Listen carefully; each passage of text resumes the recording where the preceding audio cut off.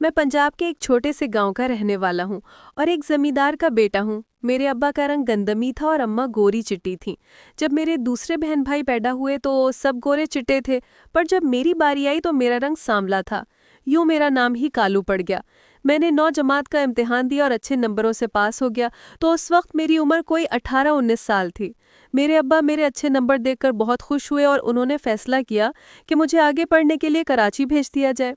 कराची में मेरी एक खाला रहती थी, वो बहुत अमीर थी। जब उन्हें पता चला कि मैं पढ़ने कराची आ रहा हूँ तो उन्होंने मुझे अपने घर रख लिया। मेरी खाला के 3 बच्चे थे, फरहाना, नौरीना और आमिर। फरहाना फर्स्ट ईयर में पढ़ती थी, नौरीना 10 क्लास में थी और आमिर 5वीं में। खाला के घर इनकी एक नंद माहीन भी रहती थी और उन्होंने 2 साल पहले एमए इंग्लिश कर रखी थी और नौरीना के ही स्कूल में पढ़ाती थी। मेरी खाला ने मेरा दाखिला भी उसी स्कूल में करवा दिया और मैं सबके साथ स्कूल आने जाने लगा। खाला का घर 2 मंजिला था, छत पर 2 कमरे और एक बाथरूम था और दूसरी मंजिल पर खाला की देवरानी मुस्कान रहती थी, जिनके 2 छोटे बच्चे थे। खाला के अपने फ्लोर पर 3 कमरे थे, एक खाला खालू का और एक फरहाना और नौरीना का और एक माहीन का। एक बड़ा हॉल था जिसके साथ ही किचन था और सब वहीं बैठकर खाना खाते और टीवी देखते। एक गेस्ट रूम था जहां मैं सोता था। मेरा खालू अपने भाई के साथ गारमेंट्स की फैक्ट्री चलाते थे। वो सुबह 10 बजे निकलते और रात 12 बजे के बाद वापस आते। मैं एक हफ्ते में ही सबसे घुल मिल गया और घर के एक फर्द की तरह रहने लगा और मेरी जिंदगी एक रूटीन में ढल गई। सुबह वक्त पर उठना, नाश्ता करना, सबके साथ स्कूल चला जाता और फिर वापस आकर थोड़ी देर आराम करता, फिर होमवर्क करता। इसके बाद मेरा ज़्यादातर वक्त मूवीज़ देखने में गुजरता और खाला कभी कभार छोटे मोटे काम कह देती और बाजार से सामान मंगवा लेती, तो मैं हंसते हंसते वो काम कर देता। एक इतवार की बात है, उस दिन छुट्टी थी। घर में डिश एंटीना था। मैं हॉल में बैठा एक फिल्म देख रहा था तो अचानक घंटी बजी, तो मैं दरवाजे पर गया और दरवाज़ा खोला तो सामने खूबसूरत लड़की खड़ी थी। मेरा मुंह उस लड़की की खूबसूरती देखकर खुल गया। लड़की भी मेरा चेहरा देखने लगी। मैं सांवला ज़रूर था लेकिन मेरे नैन नक्श तीखे थे। जो भी मुझे देखता था नज़र नहीं हटा पाता था। मैं काफ़ी पुरकशिश और हैंडसम था। मेरी आंखें काफ़ी बड़ी और नशीली थी। जो भी मेरी आंखों में देखता था खो सा जाता था। मैं गौर से लड़की का चेहरा तकने लगा तो वो शर्मा गई और घबराकर जल्दी से अपना दुपट्टा अपने चेहरे के आगे कर लिया और लड़की ने अपना चेहरा ढका तो मुझे होश आ गया। मैं शर्मशार हो गया और बोला, जी किससे मिलना है? लड़की बोली, माहीन से, मैं उसकी फ्रेंड हूँ। लड़की की आवाज़ बहुत प्यारी थी और मैं लड़की के सामने से हट गया और कहा, अंदर आ जाए, माहीन अपने रूम में है। वो मेरे पास से गुजरी और माहीन के रूम की तरफ चली गई और मैं उस लड़की की तरफ देखता रहा। वो लड़की माहीन के दरवाजे पर पहुंचकर रुकी और दरवाज़ा खटखटाया तो माहीन ने अंदर से पूछा, कौन? तो उस लड़की ने कहा, माहीन दरवाज़ा खोलो, मैं सहर हूँ। दरवाज़ा खुला और माहीन ने उसे गले लगा लिया और फिर दोनों अंदर चली गईं और दरवाज़ा बंद कर लिया। मैं भी माहीन के रूम की तरफ गया और आहिस्तगी से दरवाजे का हैंडल घुमाया, शायद खुल जाए, लेकिन दरवाज़ा अंदर से लॉक था। सोचते सोचते मेरा ध्यान खिड़की की तरफ गया, शायद वहाँ से कुछ देख जाए। तो मैं आहिस्ता कदमों से खिड़की के करीब पहुंचा तो पर्दा बड़ा सा हटा हुआ था। मैं बड़ी एहतियात से अंदर झांकने लगा। जैसे ही मेरी नज़र अंदर गई तो अंदर माहीन और सहर दोनों बेड पर बैठ गई थी। माहीन बाजी ने हंसते हुए पूछा, क्या हाल है तेरा और इतने दिन कहाँ गुम थी? सहर हंसने लगी और बोली, सब बताती हूँ, पहले ये बता तेरे घर में ये नया लड़का कौन है? माहीन ने बताया कि मेरी भाभी का भांजा है और यहाँ पढ़ने आया है। सहर बोली, बहुत प्यारा लड़का है। माहीन हंसी और बोली, काला भी है। सहर हंसते हुए बोली, कुछ भी हो, लड़के में कुछ तो बात है। फिर उसने कहा, लेकिन इसकी आंखें मर्दों वाली हैं। इससे नज़र मिलते ही मेरे दिल की धड़कनें तेज हो गई थीं। ये सुनकर माहीन को थोड़ी हैरानी हुई और उन्होंने पूछा, क्या सच में तेरे साथ ऐसा हुआ? सहर का चेहरा शर्म से सुर्ख हो गया और वो बोली, माहीन मैं मजाक नहीं कर रही। अच्छा तो बता तेरे रिश्ते का क्या बना? सहर का मुंह लटक गया और बोली, कुछ नहीं बना। माहीन बोली, क्या मतलब? सहर बोली, कुछ नहीं यार, लड़के की माँ को मैं पसंद तो आई लेकिन मेरी उम्र का सुनकर उसने इनकार कर दिया। माहीन बोली, ये तो बहुत बुरा हुआ। सहर बोली, हाँ यार, मुझे तो ऐसा लगता है कि मैं कुंवारी ही मर जाऊंगी। माहीन बोली, सब्र करो यार, कोई अच्छा रिश्ता मिल जाएगा। सहर बोली, अब और कितना सब्र करूं, मैं 25 साल की हो गई हूं और अभी तक शादी नहीं हुई। ये सुनकर माहीन हंस पड़ी और कहा, शर्म नहीं आती ऐसी बातें करते हुए? सहर ने जवाब दिया, क्या करूं, तू ही मेरी बेस्ट फ्रेंड है, तुझसे ऐसी बातें शेयर ना करूं तो किससे करूं?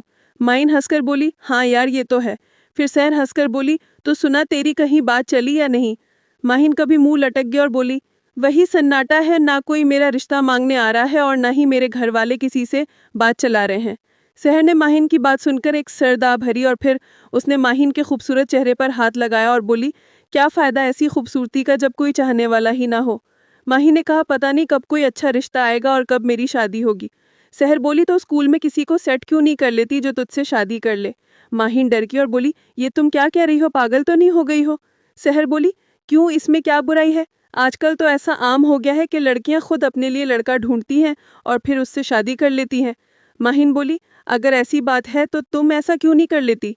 सहर बोली, कैसे करूं, मुझे तो घर से बाहर निकलने की इजाज़त नहीं, जॉब करना तो बहुत दूर की बात है, लेकिन तुम तो आज़ाद हो और थोड़ा बहुत फ़ायदा उठा सकती। माहिन बोली, कैसे उठाऊं? मेरी एक कुलीग का एक टीचर के साथ चक्कर चला था और उसने ये बात सबको बता दी थी, तो बेचारी बहुत बदनाम हुई थी और जॉब छोड़कर चली गई थी। सहर बोली, ये तो उस बेचारी के साथ बहुत बुरा हुआ। तो माहिन बोली, इसलिए तो कहती हूँ कि ये काम मुझसे नहीं होगा और मेरे घर वालों को मेरी ऐसी वैसी किसी बात का पता चला वो तो मुझे जान से ही मार डालेंगे। सहर हंसने लगी और बोली, कहती तो तुम ठीक हो, लेकिन पता नहीं कब हमारी शादियां होंगी। माहिन भी हंसने लगी और बोली, अच्छा ये बातें छोड़ो, ये बताओ क्या पियोगी, चाय या जूस? माहिन बेड से उठने लगी तो सहर ने उसका हाथ पकड़ लिया और हंसकर बोली, तुम ये तकलीफ ना करो और मुझे कोई अच्छी सी मूवी दिखाओ। माहिन हंसने लगी और बोली, कौन सी मूवी? तो सहर ने कहा, कोई भी एक अच्छी सी मूवी चला दो। माहिन बोली, पहले तेरे लिए कुछ ले आऊं, फिर तेरी ये ख्वाहिश भी पूरी करती हूँ। और माहिन अपने रूम से निकली और किचन की तरफ जाने लगी, तो मैं वहाँ से भागता हुआ हॉल में आया और लेट गया और लेटकर मूवी देखने लगा। माहिन ने मुझे देखा तो उसे सहर की बात याद आ गई और माहिन मुझे दूसरी नज़रों से देखने लगी और अपना मेरे साथ मुवाजना करने लगी। माहिन तो बड़ी खूबसूरत लड़की थी, उनका चेहरा साफ सुथरा था और रंगत बिल्कुल दूध जैसी सफ़ेद थी। उस्तानी होने की वजह से उनकी पोशाक बहुत शानदार होती थी और वो अक्सर जीन्स और टी शर्ट पहनती थीं जिसमें वो बहुत खूबसूरत नज़र आती थीं। माहिन का कद 5 फुट 6 इंच था और उनका जिस्म भरा भरा था, मगर लंबा कद होने की वजह से वो बहुत पतली दिखती थीं। मैं खुद भी सेहतमंद लड़का था और मेरा कद माहिन से थोड़ा ही कम था। मेरे चेहरे पर मर्दाना खूबसूरती थी, मगर रंगत में मैं माहिन जितना गोरा नहीं था। जब मैं मूवी देख रहा था तो मैम माहिन मुझे देख रही थी। फिर मैम माहिन ने मुझे चाय पीने के लिए पूछा तो मैंने कहा, जी मैम। वो चाय बनाने लगी और मैंने मूवी का आवाज़ थोड़ा कम कर दिया। थोड़ी देर बाद सहर आई और जब मैंने उन्हें देखा तो मुझे शर्म आ गई और मैंने नीचे देखना शुरू कर दिया। नज़र मिलते ही सहर के दिल की धड़कन तेज़ हो गई। उसने मुझसे नज़र चुराई और किचन में चली गई। सहर मैम माहिन के पास किचन में गई और मैम माहिन सहर को कह रही थी कि तुम क्यों आई, मैं खुद चाय बना कर ले आती। सहर मैम माहिन के करीब खड़ी हो गई। उसने माहिन को आंखों से मेरी तरफ इशारा किया और हौले से बोली, ये बात छोड़ो, मुझे तो लगता है ये लड़का कभी मेरी जान लेकर रहेगा। मैम माहिन ने मेरी तरफ देखा और बोली, क्यों इस बेचारे के पीछे पड़ी हो, वो तुमसे क्या कह रहा है? सहर बोली, पता नहीं क्या बात है, वो जब भी मुझे देखता है मेरे दिल की धड़कन तेज हो जाती है। तो माहिन बोली, वो मुझे भी तो देखता है, मुझे तो ऐसा कुछ फील नहीं होता। सहर बोली, अच्छा, लेकिन मेरे साथ ऐसा क्यों होता है? माहिन ने मुस्कुराते हुए कहा, क्योंकि तुम्हारा ख्याल आजकल कहीं और है। तो सहर मुस्कुराते हुए बोली, वो तो हमेशा होता है। दोनों खामोश हो गई और चाय बनाने लगी। सहर बार बार मेरी तरफ देखने लगी। माहिन ने सहर से कहा कि इसे देखना बंद करो वरना इसको शक हो जाएगा। सहर ने कहा, मुझे लगता है इस लड़के पर मेरा दिल आ गया है। तो माहिन बोली, शर्म करो, अपनी उम्र देखो और इसको देखो। सहर बोली, वही तो देख रही हूँ, कुछ तो बात है जो मेरा दिल बार बार इसकी तरफ खींचा जा रहा है। माहिन बोली, लगता है कि आज तुम्हारा दिमाग कुछ ज्यादा ही खराब हो गया है। तो सहर बोली, चाहे जो समझो, कुछ तो हुआ है। इतने में मैम माहिन ने चाय बना ली और सहर से कहा, चलो बाकी बातें रूम में चलकर करते हैं। मैम माहिन ने 3 कपों में चाय डाली और एक कप साइड में रखकर मुझसे बोली, कालू, चाय बन गई है, अपना कप ले जाओ। तो मैंने कहा, जी मैम। माहीन ने अपनी चाय उठाई और सहर के साथ अपने रूम में चली गई। रूम में जाकर माहीन ने सहर को चाय दी और दरवाज़ा अंदर से लॉक कर दिया। मैं फिर से अपनी चाय लेकर खिड़की के पास गया और अंदर देखने लगा। उस वक्त माहीन अपनी चाय लेकर कंप्यूटर के सामने बैठ गई थी और वो सहर को हंसकर देखती हुई बोली, अब बोलो, कौन सी मूवी देखनी है? सहर माहीन के करीब होकर बैठते हुए बोली, कोई नई मूवी लगाओ जो मैंने ना देखी हो। माहीन ने हंसकर कहा, ऐसी तो कोई मूवी नहीं है मेरे पास। तो सहर बोली, कोई अच्छी सी मूवी दिखा दो। माहीन ने एक फाइल खोली जिसमें मुख्तलिफ मूवीज थीं।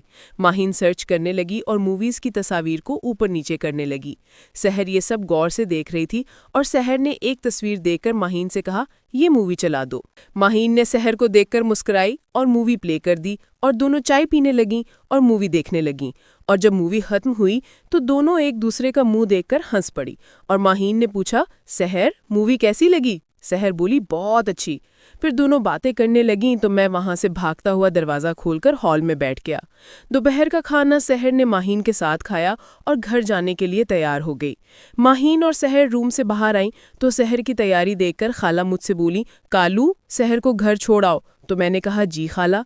मैंने सहर को देखा और खड़ा हो गया तो मुझे देखकर सहर की धड़कन तेज हो गई और वो खाला से बोली, कोई बात नहीं भाभी, मैं अकेली चली जाऊंगी। खाला बोली, कोई ज़रूरत नहीं, जब लड़का घर में बैठा है तो अकेले जाने की क्या ज़रूरत है। सहर चुप हो गई और माहीन सहर को दरवाजे तक छोड़ने आई तो मैं इन दोनों के पीछे चलने लगा। सहर माहीन से गले मिली और मेरे साथ अपने घर की तरफ चल पड़ी।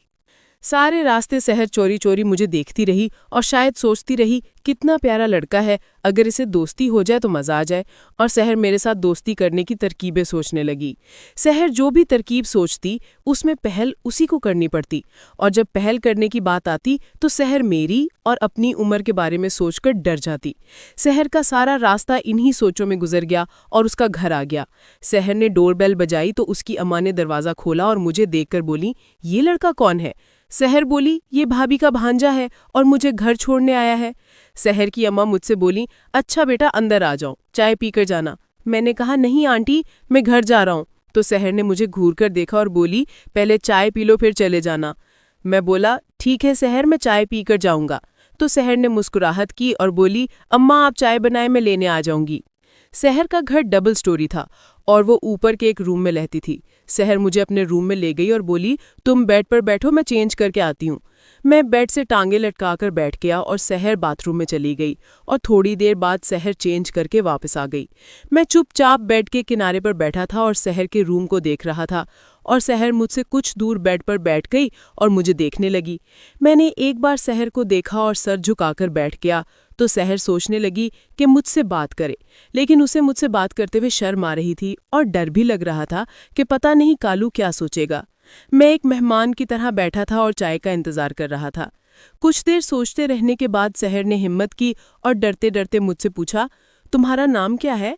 मैंने चौंक कर सहर को देखा और सहर का चेहरा देखकर शर्मा गया और कहा, जी मेरा नाम वकास है।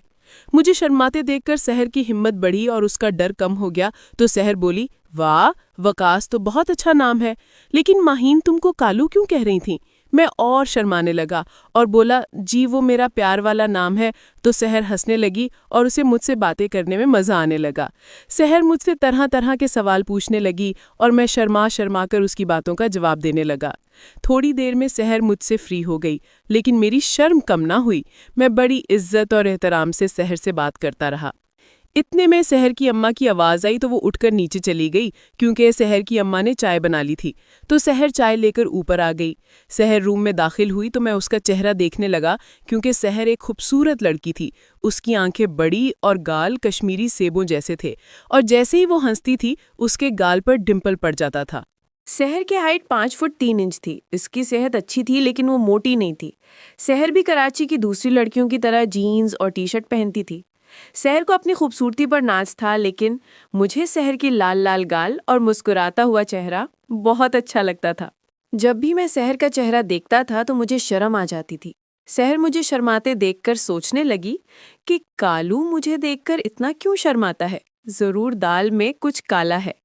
सहर ये सोचते हुए मेरे पास बैठ गई और उसने एक चाय का कप मुझे दे दिया तो मैंने कप ले लिया और चाय पीने लगा। सहर चाय पीने लगी और बोली, कालू एक बात पूछूं? मैंने पूछा, क्या बात सहर? तो सहर बोली, तुम मुझे देखकर शर्माते क्यों हो? मैं चुप हो गया और मैं कुछ देर सोचता रहा, फिर बोला, पता नहीं सहर। सहर को एक मौका मिला, उसने अपना मुंह मेरे कान के करीब किया और हौले से बोली, मैं तुमको कैसी लगती हूँ? तो मैं चुप रहा और मैंने सहर की बात का कोई जवाब न दिया। तो मुझे चुप देखकर सहर समझ गई कि उसका तीर ठीक निशाने पर लगा है। सहर की हिम्मत और बढ़ी और वो मेरे सामने होकर बैठ गई और सहर ने चाय का कप बेड पर रख दिया और अपना चेहरा मेरी तरफ कर लिया। सहर मेरी आंखों में देखने लगी और बोली, बोलो कालू, मैं तुमको कैसी लगती हूँ? सहर का चेहरा अपनी आंखों के सामने देखकर मेरी बोलती बंद हो गई और मुझसे इतने दोस्ताना अंदाज में आज तक किसी लड़की ने बात नहीं की थी और मेरे लिए ये सब कुछ नया नया और बहुत अजीब था। पर मुझे सहर का ऐसे बात करना बहुत अच्छा और प्यारा लगने लगा। सहर मुझे चुप देखकर शेर हो गई। सहर ने थोड़ी हिम्मत की और मेरा हाथ पकड़ लिया तो मैं सहर की दुलेरी देखकर डर गया और कहा, अच्छा सहर, मैं घर जा रहा हूँ। और मैंने सहर के जवाब का इंतजार नहीं किया और उसके रूम से निकल आया। मैं जल्दी से सीढ़ियां उतरकर सहर के घर से निकला और बाहर आ गया तो मेरे जाते ही सहर परेशान हो गई। थोड़ी देर बाद उसे ये डर सताने लगा कि मैं घर जाकर ये बात सबको ना बता दूं। सहर की टेंशन बढ़ गई और वो सोचने लगी कि अब क्या होगा। और आज मैं सहर के घर से निकला तो बहुत घबराया हुआ था क्योंकि मैं एक शर्मीला और डरपोक सा लड़का था। सहर के घर से कुछ दूर आकर मेरी जान में जान आई और मुझे सहर अच्छी लगी थी और इसके साथ बीता हुआ वक्त अच्छा लगा था। लेकिन ये सब इतनी जल्दी हुआ था कि मैं कुछ समझ नहीं पाया था। मैं अपनी अकल पर मातम करने लगा कि मैंने सहर को दोस्ती के लिए हाँ क्यों नहीं कहा, और मैं खुद को कोसता हुआ और अपनी नादानी पर पछताता हुआ घर पहुंच गया। मैंने डोरबेल बजाई और वेट करने लगा। माहीन डोरबेल की आवाज़ सुनकर माहीन ने दरवाज़ा खोला तो मैं अंदर गया तो माहीन ने मेरा चेहरा देखा तो उसका मुंह लटका हुआ था।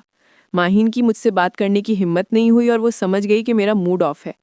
मैंने भी माहीन से कोई बात नहीं की और हॉल में जाकर बैठ गई और मैंने टीवी ऑन की और एक मूवी देखने लगा। माहीन अपने रूम में जाने के बजाय मेरे साथ हॉल में बैठ गई और मूवी देखने का ढोंग करने लगी। माहीन को देखकर मैंने रिमोट इसकी साइड में रख दी और खुद दीवार से टेक लगाकर आराम करने लगा। माहीन रिमोट उठाकर चैनल्स बदलने लगी और मुझसे बात करने का बहाना ढूंढने लगी। थोड़ी देर बाद माहीन ने हिम्मत की और मुझसे पूछा, कालू, तुमको कैसी मूवीज़ पसंद है? मैं माहीन की बात सुनकर चौंक गया और बोला, मैम मुझे एक्शन मूवीज़ अच्छी लगती हैं। माहीन बोली, अच्छा, सहर का घर ज़्यादा दूर तो नहीं था? मैं बोला, नो मैम। माहीन डरते डरते बोली, सहर ने तुमको तंग तो नहीं किया? मेरे दिल की धड़कन तेज़ हो गई और मैं बोला, नो मैम। माहीन मेरी बात सुनकर हैरान रह गई और चुप हो गई। माहीन कुछ देर एक मूवी देखती रही। जब एक ऐड आया तो वो उठकर अपने रूम में चली आई। माहीन ने सहर को कॉल की तो वो एक ही सांस में पूछने लगी, यार कहाँ गुम थी? पता है ना मैं कितनी परेशान हूँ। क्या बना, क्या बोला कालू ने? माहीन बोली, यार मैंने बहुत पूछा लेकिन कालू मुझे कुछ नहीं बता रहा। सहर बोली, क्या पता यार, ये अपनी खाला को बताए। माहीन बोली, यार अगर ऐसा हुआ तो भाभी हम दोनों को मार डालेगी। सहर बोली, यार तुम कोशिश करो वो अपनी खाला से बात ना कर पाए। माहीन बोली, अच्छा यार मैं कुछ करती हूँ, तुम फिक्र ना करो। सहर बोली, ओके यार, मुझे रिपोर्ट देती रहना। माहीन ने सहर से बात खत्म की और हॉल में आकर मूवी देखने लगी। शाम तक का टाइम ऐसे गुजरा, फिर सब घर वाले अपने अपने रूम से बाहर निकल आए और हॉल में बैठकर टीवी देखने लगे। माहीन की टेंशन बढ़ गई और वो मेरे और करीब रहने लगी और रात के खाने तक ऐसा ही चलता रहा और माहीन ने मुझे किसी से बात करने का कोई मौका ना दिया। जब सब सोने चले गए तो माहीन ने राहत की सांस ली और अपने रूम में चली गई। माहीन ने सहर को कॉल किया और बोली, यार सब ओके है, मैंने कालू को किसी से बात नहीं करने दी, तुम बेफिक्र होकर सो जाओ। सहर बोली, यार ऐसा न हो ये बात तुम्हारे भाई को बता दे। माहीन डर गई और बोली, यार फिर तो गजब हो जाएगा। सहर बोली, यार तुम अपने भाई के आने तक कालू पर नजर रखो, जब तक वो सो ना जाए तुम सुकून की सांस ना लेना। माहीन बोली, अच्छा मैं कुछ करती हूँ, गुड नाइट। माहीन ने सहर से बात खत्म की और बाथरूम चली गई। मैं रोज खालू के आने तक जागता रहता था और मूवीज देखता रहता था, लेकिन बाकी सब रात के 10 बजे अपने अपने रूम में सोने चले जाते थे।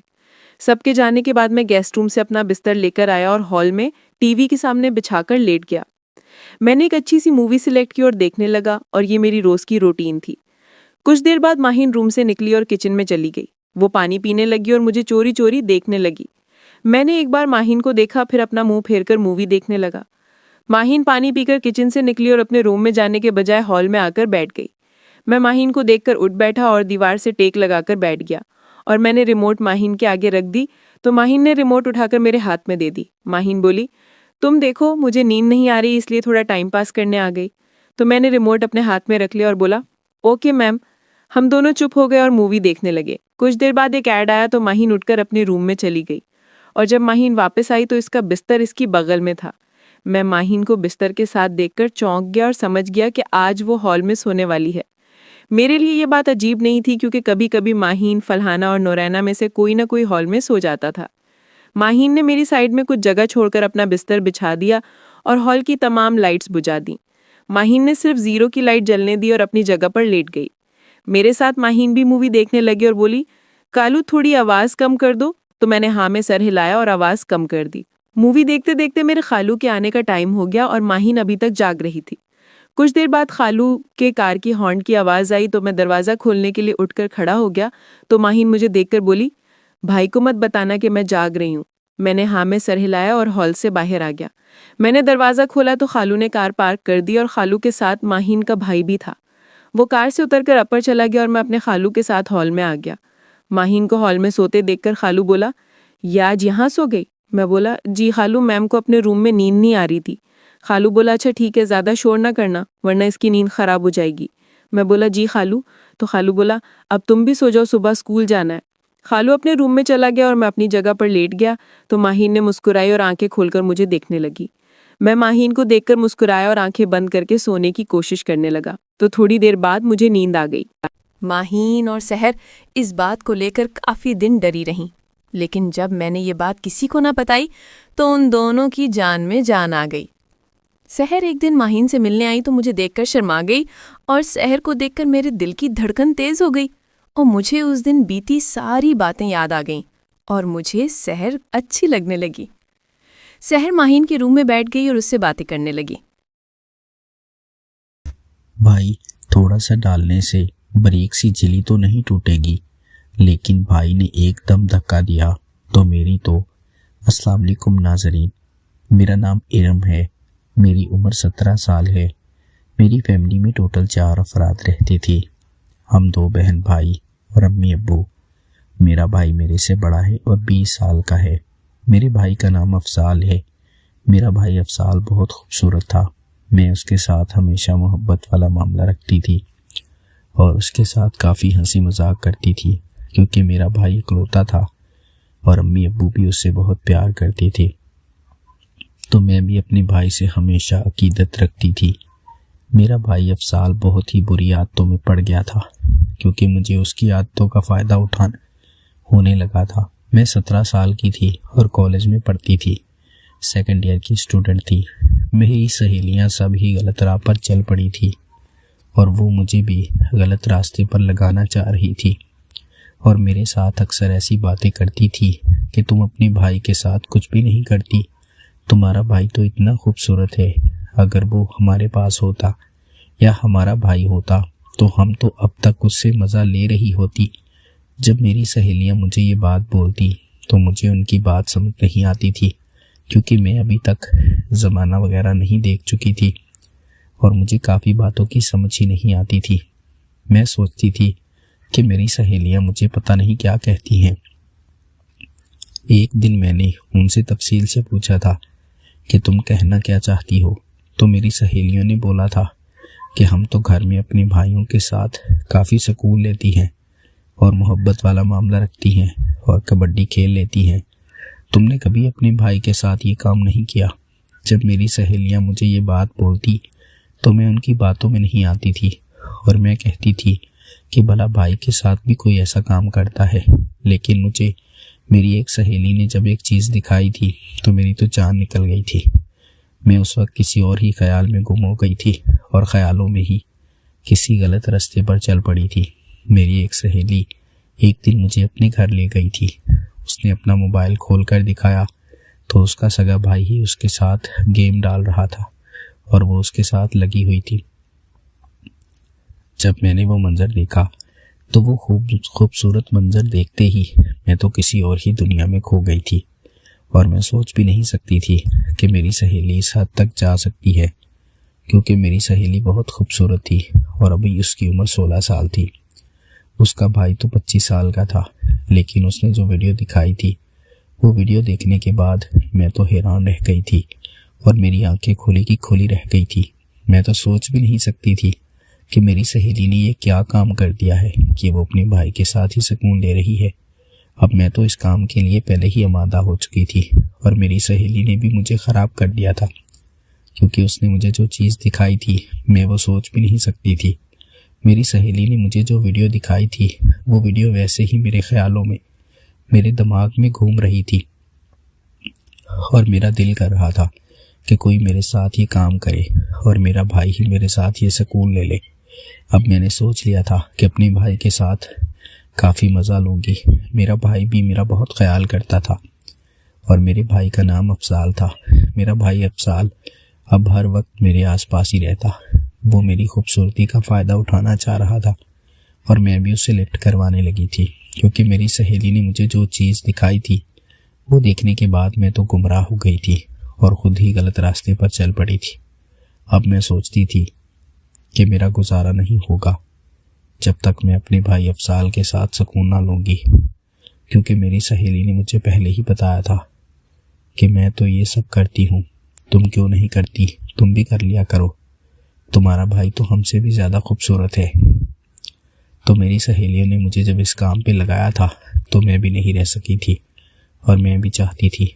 एक दिन मेरे अम्मी अब्बू किसी काम से दूसरे शहर चले गए थे, तो उस दिन मैंने भी सोच रखा था कि आज मेरा भाई घर में अकेला है तो मैं उसके साथ सुकून ले लूँ। मेरा भाई अफसाल उस दिन बहुत खूबसूरत लग रहा था। उसने पैंट शर्ट पहन रखी थी और वो बाल वगैरह बनाकर घर से बाहर निकला था। मैं भी उस दिन अपने भाई के ऊपर आशिक हो गई थी और मुझे वो बहुत खूबसूरत लग रहा था, इसलिए मैंने सोच रखा था कि अब अपने भाई के साथ मज़ा ले लूँगी। फिर मैं अपने भाई को बुलाकर घर ले आई थी और उसे बोला था, भाई देखो, आज मैं तुम्हारे साथ एक सरप्राइज़ करना चाहती हूँ, अगर तुम मेरी बात मानोगे और मेरे साथ बहुत मज़ा लोगे। मेरा भाई अफसाल भी पूछने लगा था, बाजी बताओ क्या बात है। मैंने अपने भाई को बोला था कि भाई मेरी एक सहेली ने मुझे एक वीडियो दिखाई है, उसने बोला है कि मैं ये काम करती हूँ और अपने भाई के साथ बहुत सुकून लेती हूँ। अगर तुम भी मेरे साथ ये काम करना चाहती हो तो मैं तुम्हारे साथ राज़ी हूँ और मैं तुम्हारे साथ बहुत सुकून लूँगी। मैंने जब अपने भाई को ये बोला था तो मेरा भाई भी मान गया था, क्योंकि वो तो पहले ही मेरी खूबसूरती का फ़ायदा उठाना चाह रहा था और मैंने इसे खुद ही अपने मुंह से बोल दिया था कि भाई मैंने ये सब कुछ देख रखा है और तुम भी मेरे साथ ये काम करो। जब मैंने अपने भाई को ये बोला तो वो भी मान गया था और मेरे साथ सुकून लेने लगा था और राज़ी हो गया था। तो मैंने अपने भाई को ये सब करने के लिए तैयार कर लिया था। मेरे अम्मी अब्बू दूसरे शहर गए थे तो मैं अपने भाई को कमरे में ले गई थी। पहले उसे खाना वगैरह खिलाया था और चाय पीने के बाद मेरा भाई अफसाल कमरे में ही बैठा हुआ था। मैं उसके पास गई थी और उसके साथ सुकून लेने लगी थी। मेरा भाई अफसाल मेरा साथ करने लगा था और मुझे काफ़ी मज़ा आ रहा था। अब मैं तो अपने भाई के साथ दीवानी थी। जब भी मेरा दिल करता मैं उसके साथ मोहब्बत कर लेती और सुकून ले लेती थी। मेरा भाई अफसाल जितना खूबसूरत था वो उतना ही मुझे मज़ा करवाता। फिर मैं अगले दिन कॉलेज गई थी और अपनी सहेलियों को बता दिया था कि मैंने भी वो मंजिल पार कर रखी है जिसका तुमने बोला था, क्योंकि मैं भी अपने भाई के साथ सुकून ले चुकी हूँ और उसके साथ मज़ा ले लिया है। मेरी सहेलियाँ मेरी बात पर यकीन नहीं कर रही थी, तो मैंने उनको एक वीडियो दिखा दी थी, जो वीडियो मैंने उसी कैमरे से रिकॉर्ड की थी। मेरी सहेलियाँ देखकर काफ़ी खुश हुई थी और कहने लगी थी कि वाह, तुम तो बहुत तेज़ निकली, अपने भाई के साथ ही पार कर गई हो। मैंने उन्हें बोला था कि बस तुमने ही मुझे इस काम पर लगाया था और मैं तुम्हें देखते हुए ही ये काम कर गई हूँ। मेरी सहेलियाँ भी मुझे खुश करने लगी थी और मैं भी राज़ी हो गई थी। नाज़रीन, अगर आपको ये कहानी पसंद आई हो तो हमारी वीडियो को लाइक कर दें। बहुत बहुत शुक्रिया।